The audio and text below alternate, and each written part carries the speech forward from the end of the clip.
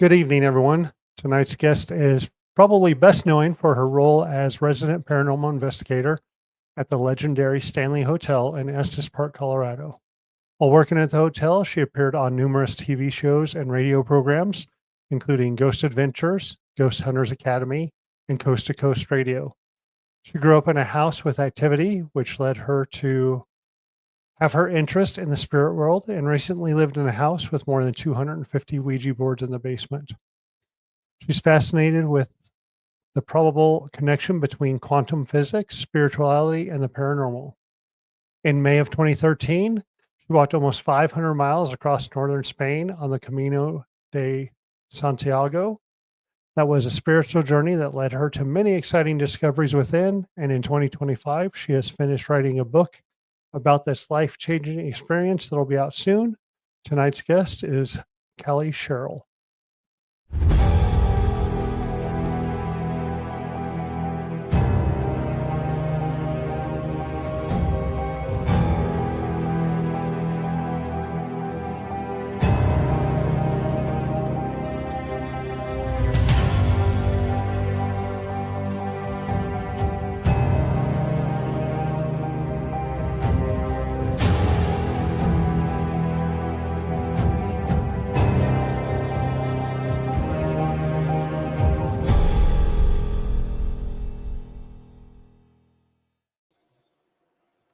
Good evening, Jason.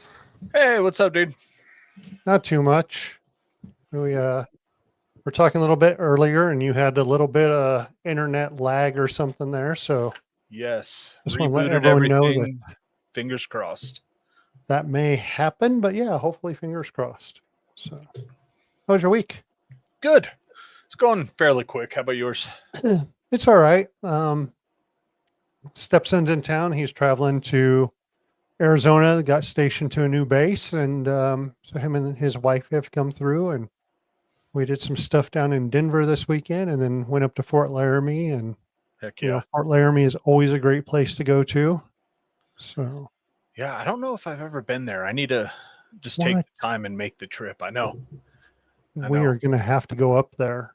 It I'm would a have. homebody, man. If I'm I not took recorders and was going to do some EVP stuff, and you know, we just walked around and they kind of looked, and I left them in the truck, and it would have been a great Sunday to do it because there was there's people there, but you just don't see them. It's such a big place. So yeah, I had heard some of the EVPs you got like a couple years ago from there, and it was really cool. pretty cool stuff. So they head out of here tomorrow. They're going up through Canada, so just going to wish them a good and safe trip real travels. quick. Yeah. So yeah, and Sunday we took them down and investigated the nights. You know, Yeah, it ended up being a phenomenal night too. It was a Started great off night. slow. I'm like, oh, of course they come all this way and nothing. And then of course it didn't disappoint. So Yeah. Yep. The stage was, as always, a great spot. You know, so yep. yep. So The hallway off the stage. That's the Aaron's favorite spot. hallway. Because Yeah. you're on the stage and you look over and it's just this door that goes to pitch black. And You know, one of the we've had first shadow figures there and all. one of the first times that I was up there, you know, I sat with my back to that hallway, and I will never do it again. Just doesn't feel right. Yeah. So tonight's guest sounds pretty fun, and sounds like we'll have a good night. Resident investigator for the Stanley Hotel. Yeah, that's awesome. And second week in a row, we're actually, talking to someone from our neck of the woods. So Yep. Excited for that. So we're going to bring Callea in, and we'll get started here. Hello, everyone. Good evening, hi, Callea. Callie. Hi, guys. So, you have quite the bio. When I got it, I was pretty impressed. I was like, holy cow. Then when just talking before the show, even more great stuff. So let's jump into what got you started in the paranormal. Well, I've had experiences my entire life, actually. Even when I was a kid, I had an imaginary friend, which now, looking back, I think may have had something to do with the things that were going on in my house. And then as a teenager, I lived in a house that had activity, quite a bit of activity, actually. And when I was getting ready to go to college, I actually considered studying parapsychology. But, back then it was before there was such a thing as a TV show called Ghost Hunters, or anybody talked about that stuff out in the real world anyway. And so I chickened out and ended up going to college for marketing instead. But I've always had a fascination for it. I would watch, I can't even think of what the name of that TV show, Unsolved Mysteries. And I liked watching it when they had the ghost episodes on. And then one day I started watching Ghost Hunters, and I realized that they were coming to the Stanley Hotel in Colorado. And at that time, I had never been to the Stanley Hotel. I have grown up here my entire life and have never been to the Stanley. So through a series of strange events, I was able to actually sign up and go to that event. And I started meeting a lot of people, interesting people. And I'm very much an introvert. But at this particular event, I pushed myself out of my comfort zone and I started talking to people and asking questions, and just fell in love with the idea of going out and getting some answers to my questions. And next thing you know, I'm working at the hotel. I'm the resident paranormal investigator. I was traveling across the country, going to all of the famously haunted locations. And what I started to realize was that I wasn't finding any answers to my questions. All I was finding was more questions. And I liked it that way. I realized that what's the most exciting to me about this field is that there really aren't any answers. Your answers just lead to 10 more questions. And from there, the rest I guess is history. Yeah. Over the last few weeks, so many people have said Unsolved Mysteries was kind of their start, Mm-hmm. and that goes back to a little bit older generation. Yeah, I dated myself, I know. where that's what we had, right? Right. We had Unsolved Mysteries to where now I say kids, and I think about the kids from like Destination Fear or Project Fear, and we were talking about them just beforehand too. Like they had Ghost Adventures and Ghost Hunters, Mm-hmm. So yeah, Unsolved Mysteries was really our ghost and missing people and Bigfoot thing, right? So And it was so unsatisfying because it was a whole hour show, but maybe there was a 10-minute snippet of ghosts. yeah, You're like, come on, get on with the missing persons. I want to see the ghost stuff. Yeah. Right. But But we could. never really came to a conclusion with anything either. Like, Right. oh, this place, they talk about somewhere being haunted, but you never got evidence. You never got anything like that because that wasn't what it was about. So, yeah. So, got you into the Stanley, and let's talk about the Stanley. Everyone knows the Stanley Hotel for being haunted, and the whole Stephen King connection. So, what did you do at the Stanley? Well, so I went to that event at the Stanley, fell in love with it. And then it was about a year later, my now ex-husband and I moved to Estes Park, and he ran the Sombrero stables up there. He did the horseback riding through the mountains. And I thought, why don't I just go see if I could be a tour guide at the Stanley Hotel, since I like ghosts and I'm kind of into this paranormal thing right now. And maybe they'll give me a job as a tour guide. So I went over to the hotel and I started talking to the assistant general manager, telling her all the different people that I knew in the paranormal, because by then I had gotten to know, tons of people. And they instantly recognized the benefit that I could be to the hotel. So they hired me as a tour guide to start with. Well, again, I'm an introvert. And so it suddenly occurred to me, wait a minute, I just got hired as a tour guide. Now I have to stand in front of 25 people and tell stories. And it ended up with me going into the bathroom and having to pull up my big girl panties and either decide either quit or figure this out. Yep. And I decided, you know what, I'm gonna figure this out. And I started giving tours, and it wasn't long before they let me start running ghost hunts and actually doing 5-hour investigations of the hotel, which was a really cool experience to lead other people through the hotel that I loved so much, and to share stories with them and to just open their minds a little bit about what might be going on there. And next thing you know, I'm at these big events standing in front of 250, 300 people, telling stories about the Stanley, appearing on all of the media, Ghost Adventures, Ghost Hunters Academy, Coast to Coast Radio, all the big ones, and it started from me having to stand in that bathroom and talk myself into either figure it out or quit. That had to be a pretty cool experience to be able to tell stories and host those investigations in one of America's most haunted hotels, as everyone believes. I'm sure you have some stories. We'll go into those. I have a quick one that's really, it's not even for me, but the guy that I work with, he's in his 60s now, but his dad had a linen route. And when he was young, I think he said he was 8 or 9, he went with him to pick up towels and stuff and drop stuff off, and walked into a room in the basement, and the door shut on him. And like he could hear his dad and a worker there be yanking on the door trying to get it open. And then all of a sudden it just popped open. His dad never took him on a route again with him. Yeah, I'm like, oh, that's a great story. He goes, no, it's not. I was scared. I'm like, that was a Stanley story, That was definitely Lucy's room because that door used to close. I'm telling you. I took a 9 News reporter into that room, and he caught it on camera for 9 News at Halloween, and he ended up submitting it for an Emmy. He didn't win, but he submitted it for an Emmy. It was pretty cool. That's is really pretty cool. Can you give us a couple of the stories that you would tell on your tour?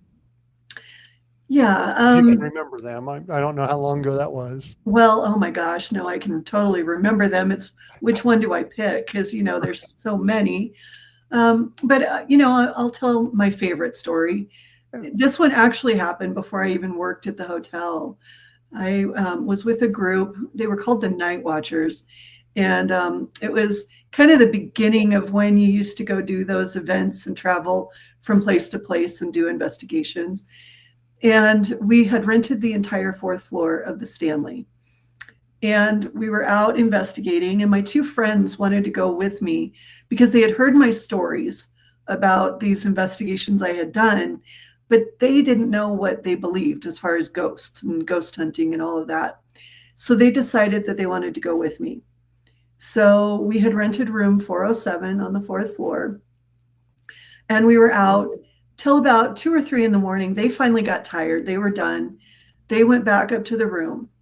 I stayed out till 4:30 in the morning, and then I wandered back to the room. When I got to the room, I walked in, and my friend Lisa was asleep in one bed, and my friend Terry was asleep in the other bed. So I got in my pajamas, and I climbed in the bed that Terry was in. As soon as I laid my head on the pillow, I heard these footsteps coming down the hallway. And, if you've been to the Stanley, you know how creaky those floors are. Footsteps are unmistakable. Mm-hmm. And so I just assumed it was another member of the group coming to look for me and see, where I had gone. So I lay there for a couple of minutes and nobody knocked, but I could tell that there was someone standing outside the door. And I was just about to get up and go to the door and throw it open and see who was messing with me, when all of a sudden I felt someone sit down on the bed, and I even saw the bed dip. And I held my breath, and I was so disappointed because my friend Terry apparently slept through it all, right? She had come for an experience, and here I'm the one who's the believer, and I'm the only one having the experience. Yeah. Oh, geez. Isn't that the way it works? Well, the next morning we got up, and about 30 minutes after we had been awake, Terry finally said, "Okay, Callie, I guess if you're not going to tell me who sat on the bed with us, I have to ask you.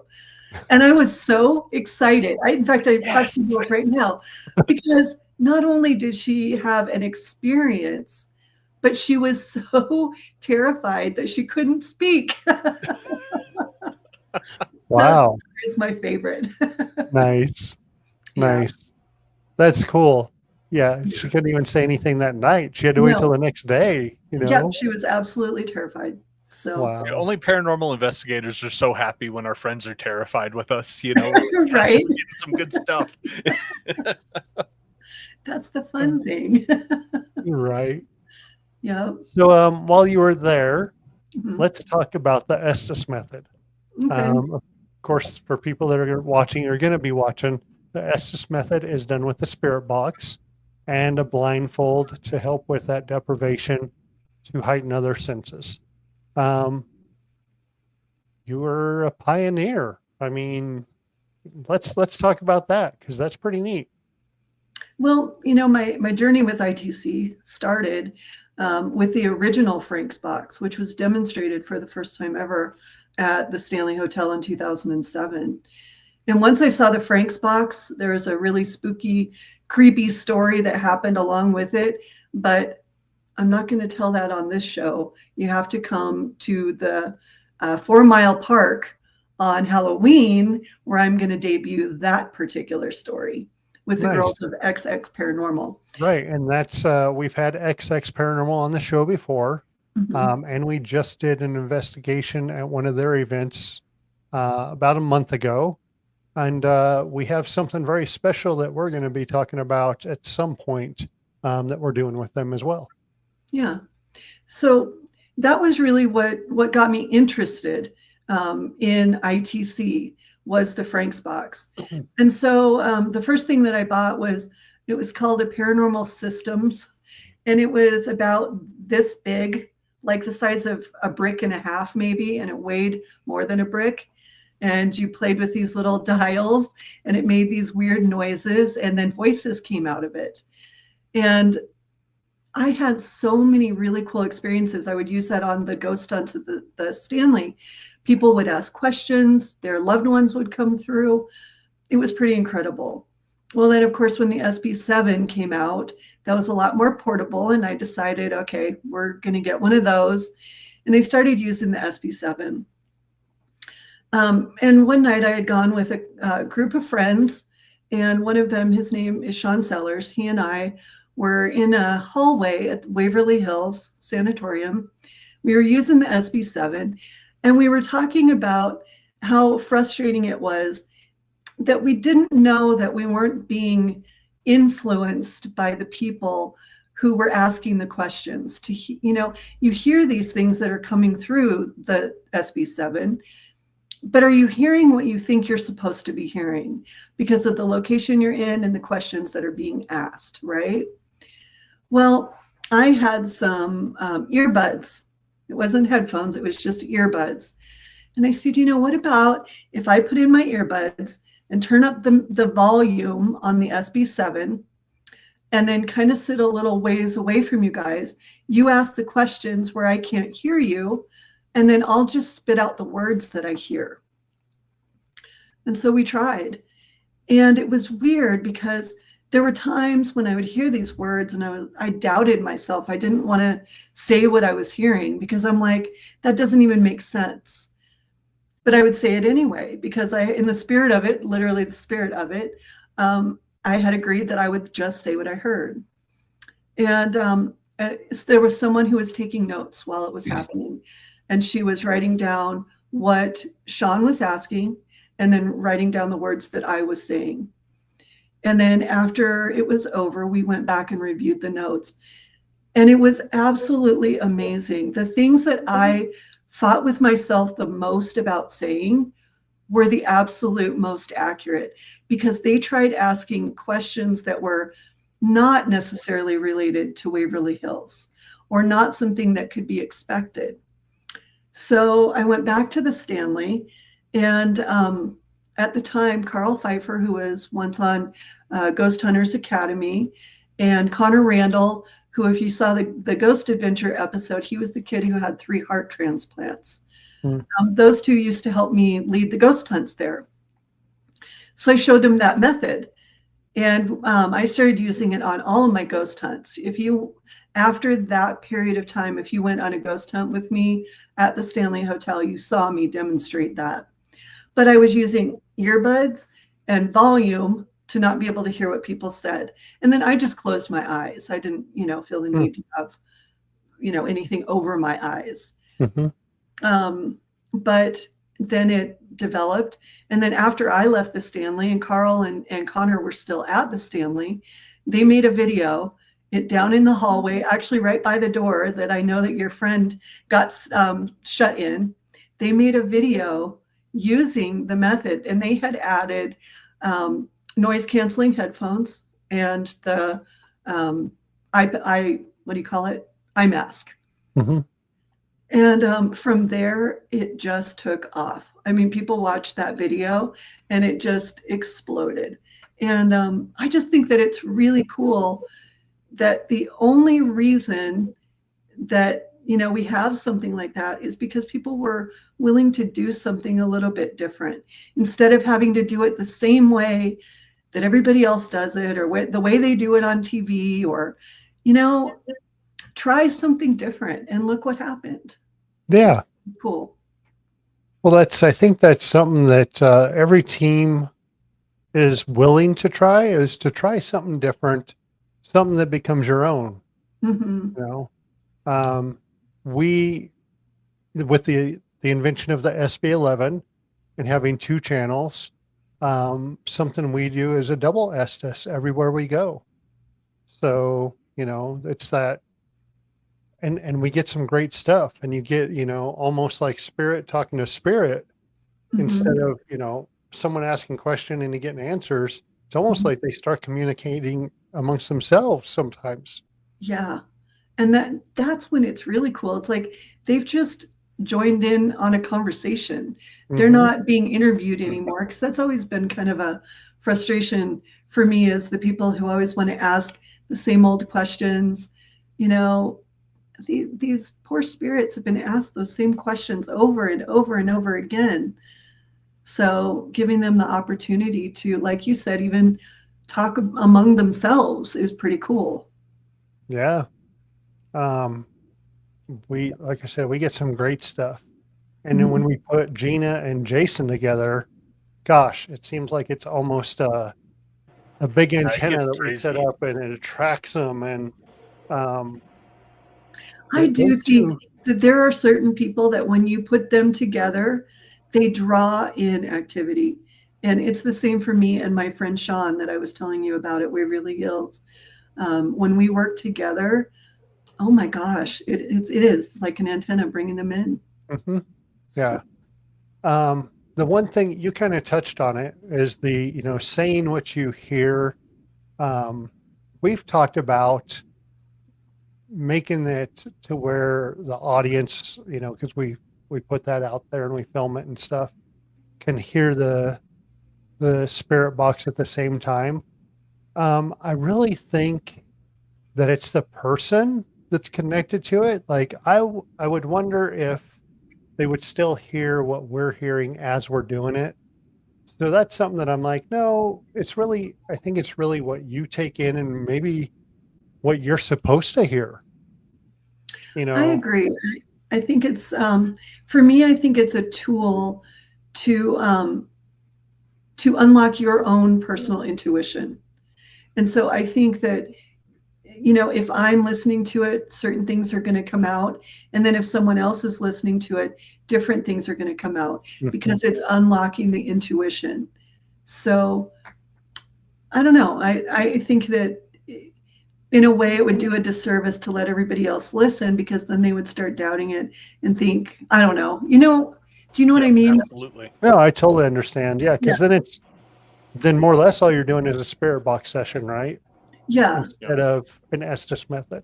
Which are 2 different things. Yes. And both are valuable, because that's when you've got a bunch of newbies in the room, that's their favorite thing.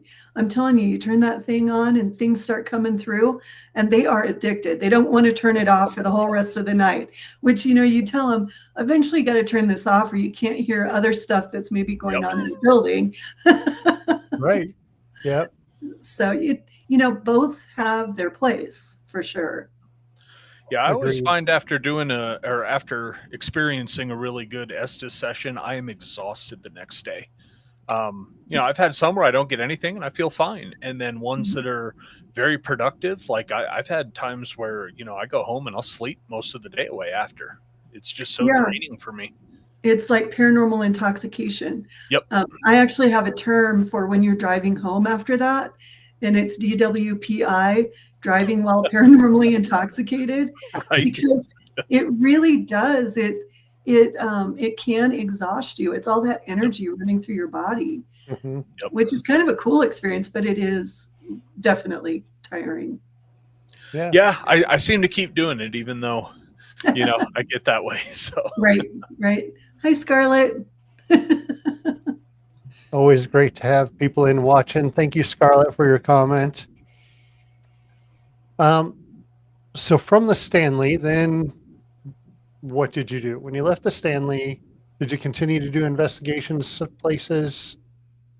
Yeah, I've done investigations for 20 years across the country.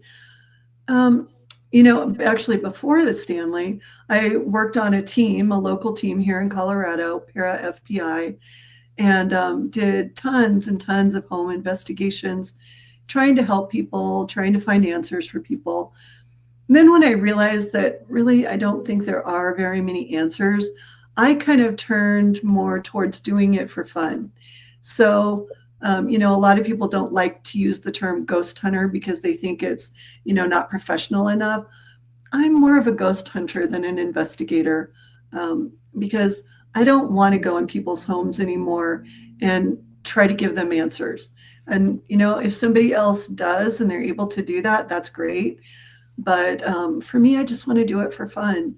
I've even put down most of my equipment other than still using the spirit box and just using myself. I feel energy. I've always felt energy. And I can't do that if I'm focusing too much on equipment. So, yeah, Nice. I've been to tons of different places all over the country, which is very cool. Yeah, you had mentioned Waverly, and you were just at Trans-Allegheny, and where's a few other places maybe? Villisca, Right. the St. Augustine Lighthouse was one of my favorite places Oh. that I've ever been. That's a pretty cool place. The USS Hornet in San Francisco, Oakland Bay, Oh. is pretty darn amazing. And you get to spend the night and you sleep in the bunk beds. And when you wake up in the morning, you're behind the velvet ropes because you're literally sleeping in a museum. Because in the morning you have to be out by a certain time because people start walking through, because it's literally a museum, and it's a really cool place to investigate. Went to the Sally House recently, and then the Hotel McAteer, which is in Atchison as well. Oh yeah, McIntyre Villa. McIntyre Villa, that's it. Mhm. Yeah, went to those at the same time. And then there's this really cool, kind of a lesser known place as well in Omaha, and it's what do you call it, at Halloween when you go through the scary haunted house. Oh, It's a haunted house attraction, but the house itself is historic, and it is active, and it's more active when they're actually running the haunted house. So they'll set up investigations where you can go through the haunted house, and then you get to stay afterwards and investigate. And that's a really cool place to go if you ever get the chance. That's something that we did last year. So Jason being a knight, we talked about the Knights of Pythias before the show. They do a haunted house in their basement. Mhm. And last year we offered after the haunt investigations. Okay. And did you So- get extra activity? It was okay, but it wasn't anything more than what we normally get. Okay. I would say it was actually a little bit less. Okay. We see we tend to see a buildup in activity as that season comes. When people are downstairs preparing rooms for the haunted house. And then we saw kind of a level off and then kind of a drop after Halloween season until almost the new year. And then we get the pickup again. So we're starting to really see when these drops and these rises are. This was really he's been in there for about 20 years investigation, but as a team, this was really our full first year to really see how that works in that building. Oh, that's cool. That's awesome. I'm looking forward to getting up there with you guys and checking that place out. I think you'll be impressed. It's a pretty cool place.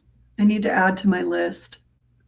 I see him over there. I think the internet issue might be messing with him. Usually he asks a lot of questions. Yeah, I keep cutting out, so I'm just trying to keep up and doing comments for us. So. All right, thanks. You lived in a house with over 250 Ouija boards. Yeah. Was that by choice? Yeah. I don't know that I would do that. Yeah. So I don't know. You've probably heard of Bob Murch. He is the foremost Ouija board collector in the country, in the world, really. If there is a movie that has featured a Ouija board or a TV show that has featured one, he has probably been in the background consulting. And he collects Ouija boards and he doesn't have the first one ever, but he does have the second one ever and many more since. And he's got well over 1,000.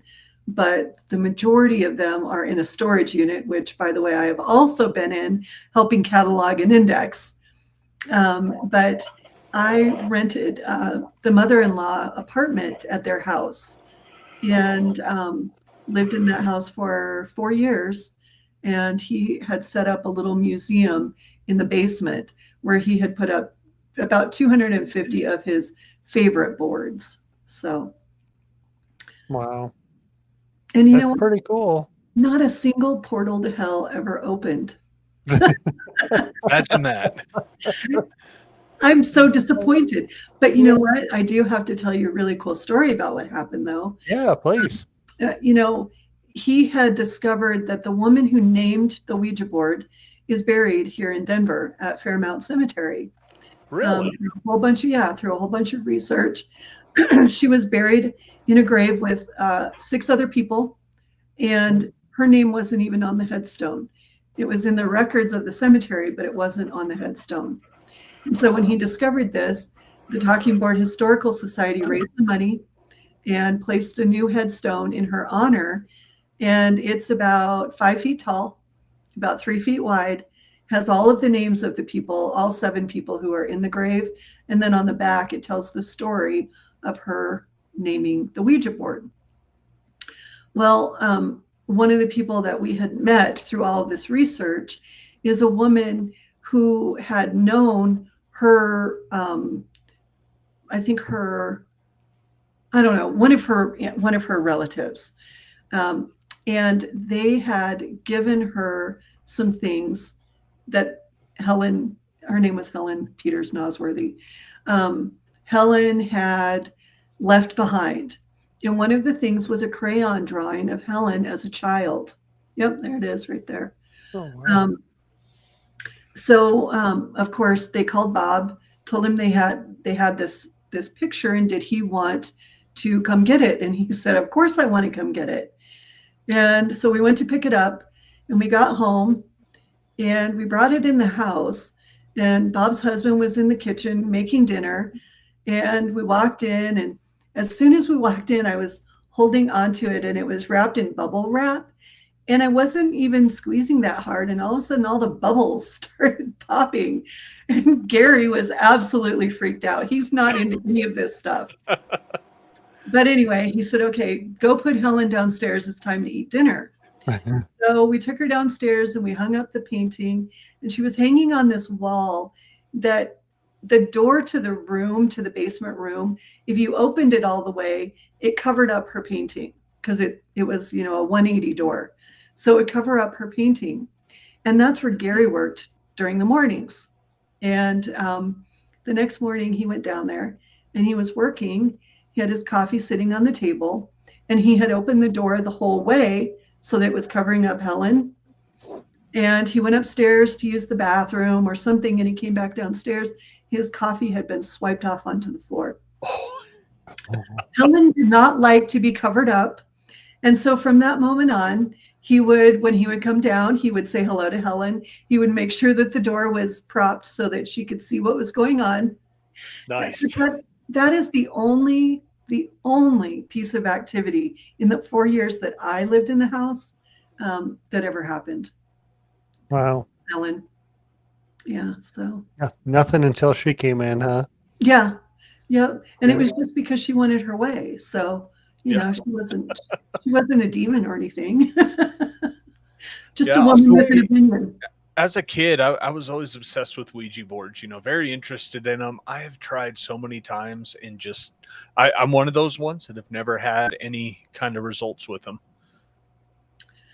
Yeah, that's another thing, like we were talking about with the spirit box earlier, how much is influenced by what you're thinking the answer should be.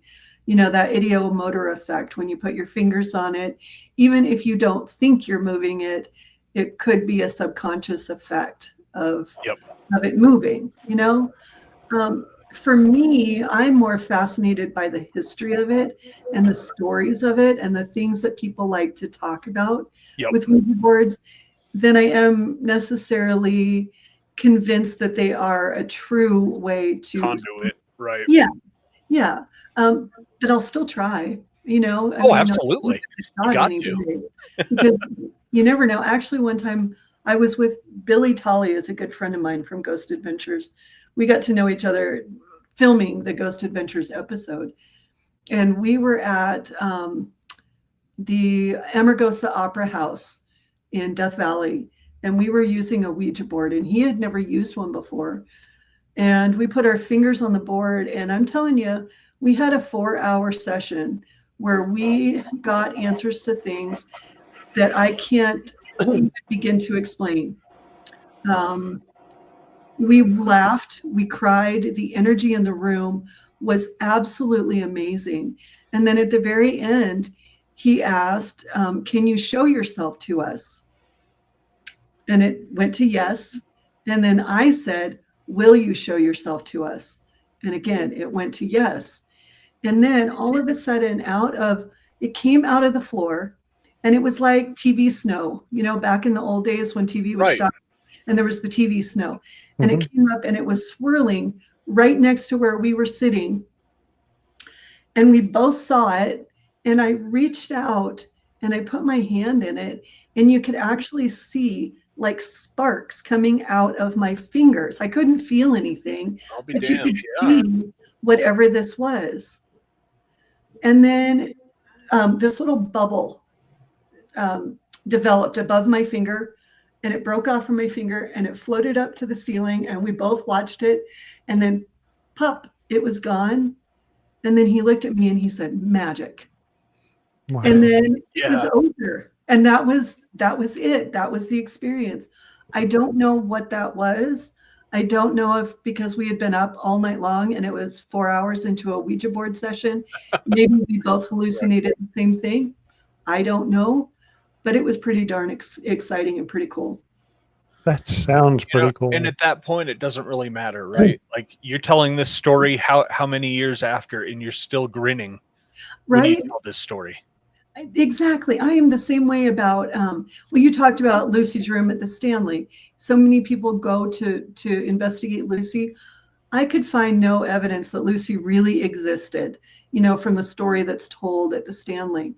But now that so many people have been there looking for Lucy and talking to her and trying to get her to tell her story, I truly believe that they have created Lucy. It's a thought form. They've created a thought form. And the same thing has happened at the Queen Mary with Jackie. She's just a thought form because Jackie was created by Disney when Disney owned the ship. Is Jackie the spirit in the pool? Yeah. Okay. And so many people have been there, summoning Jackie, that they literally have summoned Jackie. in a thought form.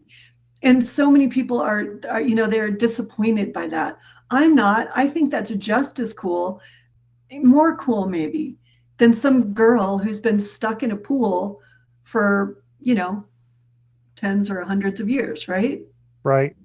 So, yeah, Yep. I'm very much in what we can create with our minds and the experiences that we can have with energy and our thoughts.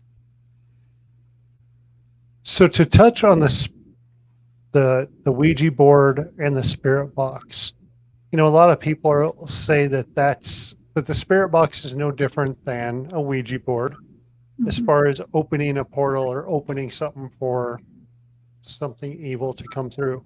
How do you feel about that, having worked so close with both of those? Yeah, I think any of the tools that we use in the paranormal, anytime we're summoning something, we have the opportunity of summoning something negative.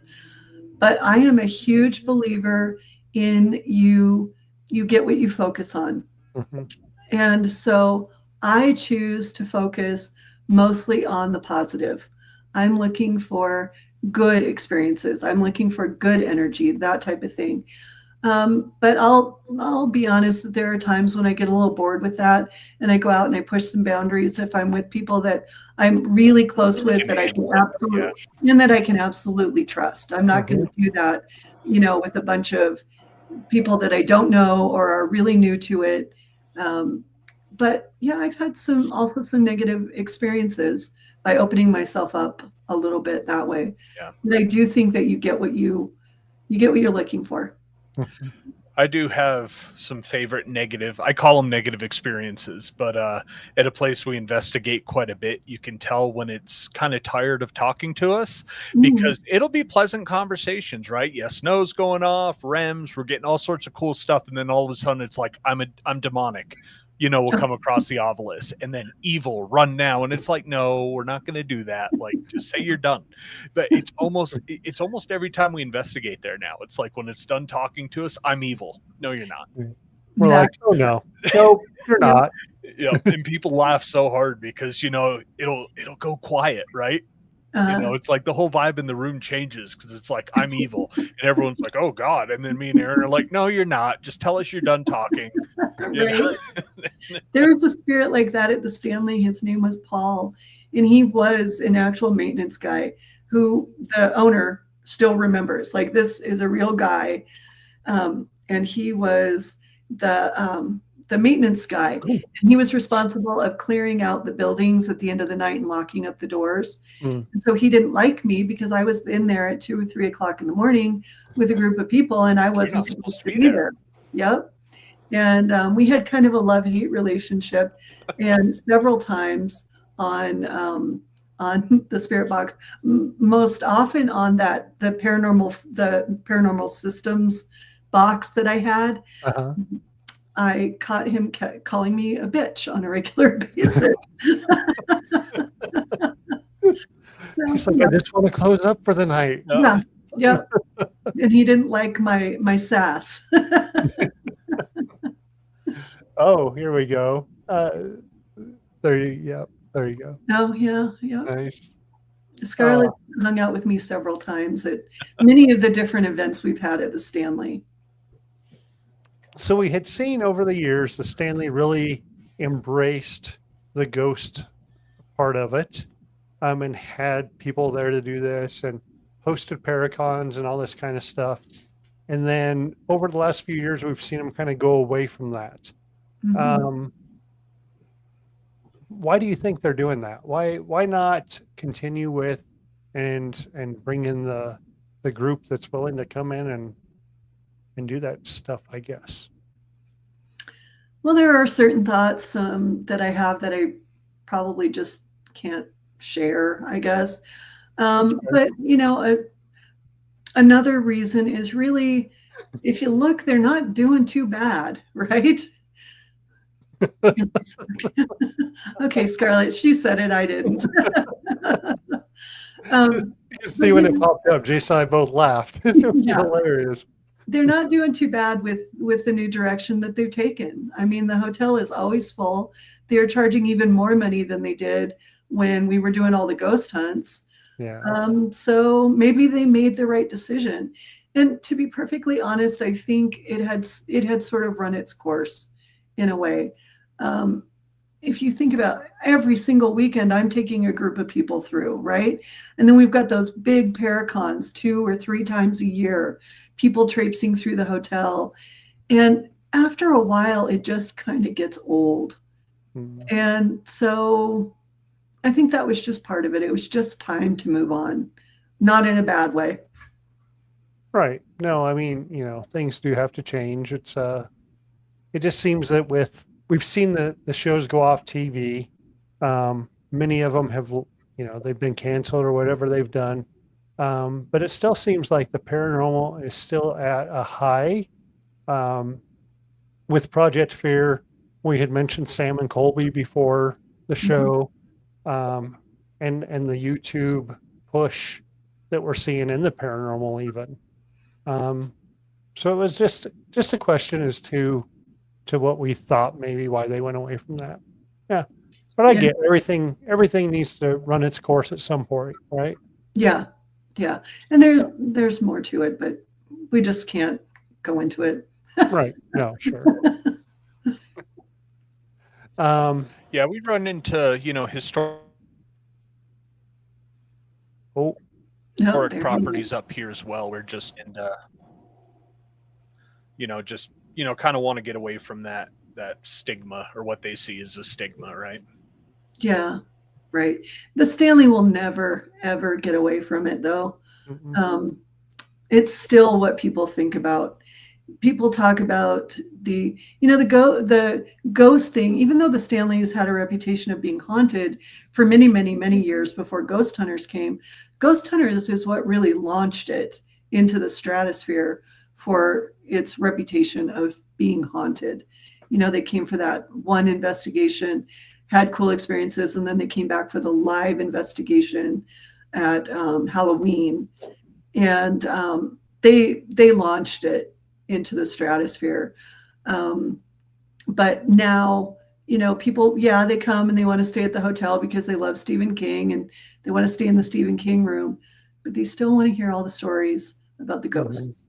So yeah, it will never outlive that reputation. Right. And I'm proud to have a part of it, because when I started there, they were doing 4 tours a day, and they were proud that they filled those 4 tours a day. By the time I left in the summertime, they were running 21 tours a day and filling them with 25 people each every single day. It was a multi-million-dollar boost into that hotel. Right. Well, that community too. I mean, not that Estes needs that as a community, because it is what it is. It is a tourist spot, but I mean, there's just that many more people coming for that. Yeah, it helps. It's an hour and a half from us. We like going down there at least once a year. We went down this year for Bigfoot days. So yeah, it does help the community still. So. Well, and when we would run those big paracons, we would do those off season. And so that definitely helped the community, because the paracons would then fill the restaurants in town, Right. And so that made a difference. Right. Sure. So we'll change gears to your hike through Spain. 2013, you did a hike through there, and you wrote a book about that this year. Talk to us a little bit about that. Well, technically, I've been writing the book for 12 years. It took me that long. It's been a passion project. But yeah, when I left the Stanley Hotel, and at the same time, I got divorced from my husband, who was living up in Estes Park, and just went through that kind of this crisis of identity at the time back then. And I ended up watching a movie called The Way, and it's a movie about the Camino de Santiago. And as I watched it, I thought, oh my gosh, I would love to go visit Spain. Look at all that beautiful scenery. I ended up randomly seeing the movie 2 more times in different locations. And by the time I had seen it for the 3rd time, I said, I want to go do the Camino. Now, I'm not an athlete. I'm not a backpacker. I have never walked more than a mile or two, and that would nearly kill me, right? And so here I am. I'm going to go walk the Camino de Santiago. Well, I made a plan, and on May 1st of 2012, I started telling people to make myself accountable. And then I trained for a year, got myself to the point where I could walk about 7 or 8 miles a day comfortably, carrying a backpack. And then I got on an airplane and I left and I walked 500 miles across Spain. It took me 43 days of walking, about 10 to 15 miles a day. It very literally changed my life. The experiences you have getting to know yourself on a journey like that is just, it's almost unexplainable. But I learned so many lessons of life because as you walk the Camino, it's almost like in the beginning, you're a toddler. You don't know how to even fill your backpack properly. You don't know where to find things, how to get places, that type of thing. And then you walk through what's called the Meseta, which is a very flat spot, and that's in the middle of the Camino. And it's very much like middle age, where everything is the same. It's all flat. You're not doing anything exciting, but off in the distance, you can see the places that you used to visit, you know, that were fun and exciting. And then you get to the end of your life, and plot twist, when you get to the end, it's just the beginning. Because once you're done, you have to take what you learned and do something with it. And everybody walks their Camino differently, and everybody is different when they're done with their Camino. But for me, I needed to share the lessons that I learned on the Camino. And so what I've done is I've written a book and I share journal entries that I luckily kept a blog, which helped me to write the book. So I share my journal entry, and then I tell the experience and what I felt and the things that I experienced that particular day with that incident. And then I go into the lessons that I learned from it. What lesson did the Camino teach me in that particular day? And I'm telling you, to this day, I'll have something happen. And I'm like, I think back on one of the lessons I learned on the Camino, and it affects my life. But it doesn't just affect my life, because when I share these chapters that I've written with people, and I have them read a chapter or two because they're going through something that sounds familiar, it's changing their lives too. It's making a difference for them. And I mean, I may only sell 10 books, but at least I'm going to make a difference, you know, for somebody in the world. Even if it makes a difference for me, that's okay. Wow. Is that book available? It will be. I'm going to Italy in September, and I finished the rough draft of the book. And when I'm in Italy in September, I am going to finish the second draft, and it will be available probably around November. Okay. So, yeah, it's getting close. Message me when that's out, and we will put that on the show. Okay. So I'd love to come on and literally talk about just the Camino sometime. I think that would be fun. And I think that people would really enjoy it. Even though, you know, you're unraveling the darkness, it's okay that we're going to bring some light into it too, right? Right. Yep. Yep. Callie, it has been a great pleasure to have you on. Again, I said earlier, I think you're a pioneer in the field with the Estes method. And I know we appreciate being able to use something like that in our investigations. So thank you so much for coming on tonight. Thanks for inviting me. And I can't wait to come up and see Knights of Pythias with you guys. Really? Yeah, we'll stay in touch, and yeah, we'll get you in there. Okay. Sounds good. Thanks for inviting me. Yep, Thanks, we're going to Callie. throw you into the green room, and then we'll catch up with you just after the show. Okay. Good night, everybody.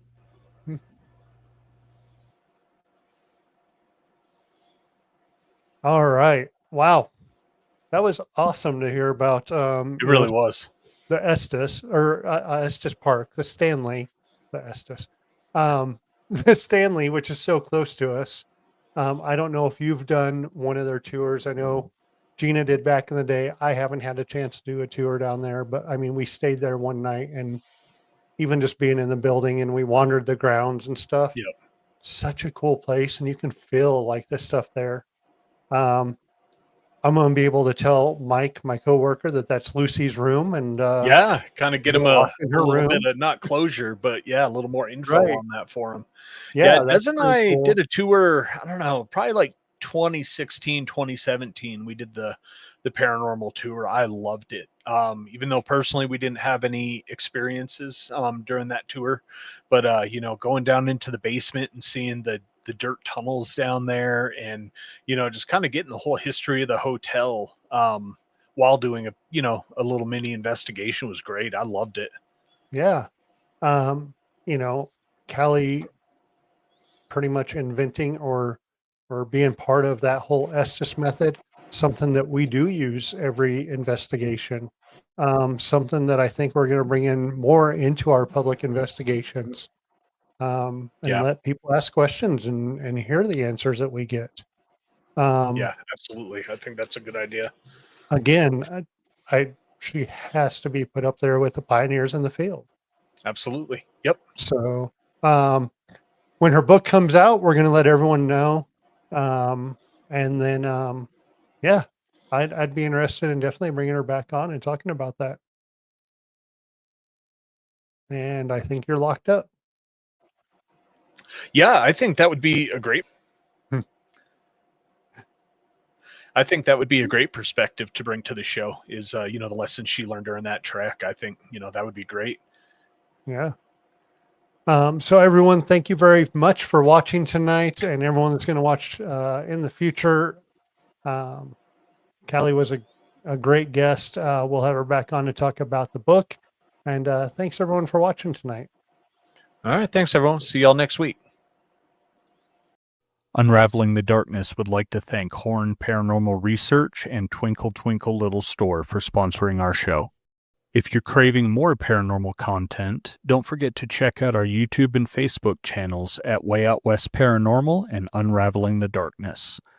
You can catch all of our episodes of Unraveling the Darkness on Apple Podcasts, Facebook, and YouTube. Be sure to like and subscribe, as it helps others find the show and join in on the paranormal fun. Thank you so much for tuning in. Until next time, keep your lights on, stay safe, and remember, the truth is out there, and it might just be closer than you think.